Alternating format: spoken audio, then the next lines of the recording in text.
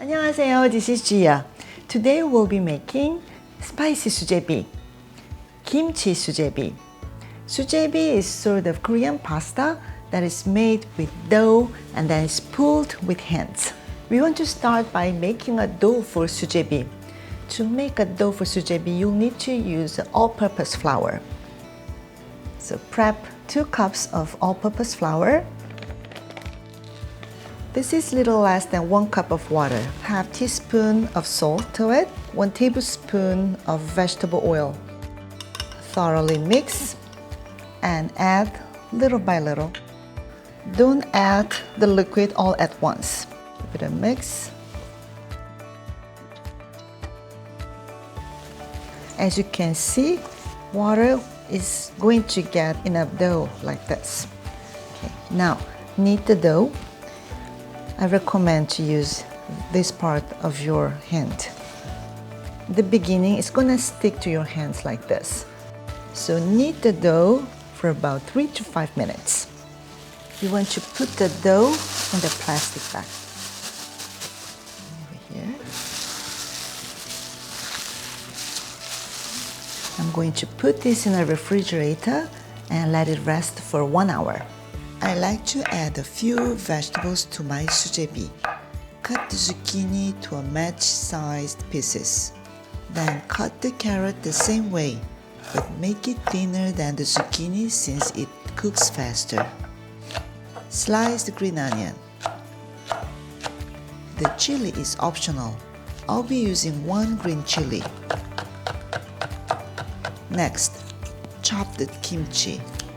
Aged kimchi works better than freshly made kimchi.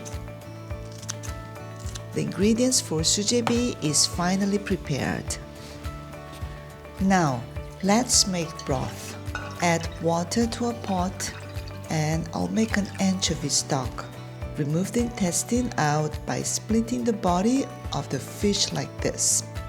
I've made the stock, but you may use any stock, preferably an unseasoned Korean stock for these soup noodles.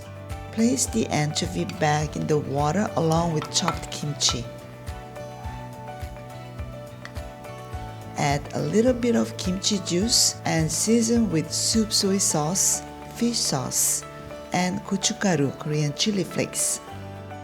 Bring it to a boil, then take out the broth back.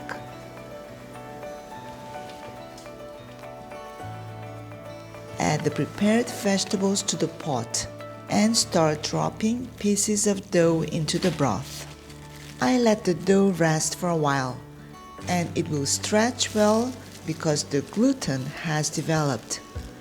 Don't worry about making it perfect. Irregular shape and sizes give this noodle soup its charm. However, try to stretch the dough thin as you pull it and cook until all the ingredients are fully cooked.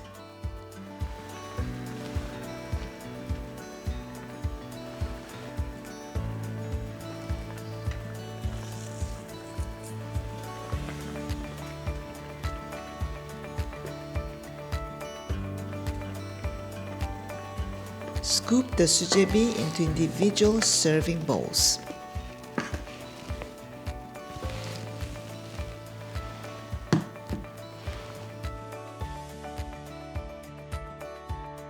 Here's my kimchi sujebi. I'll give a try.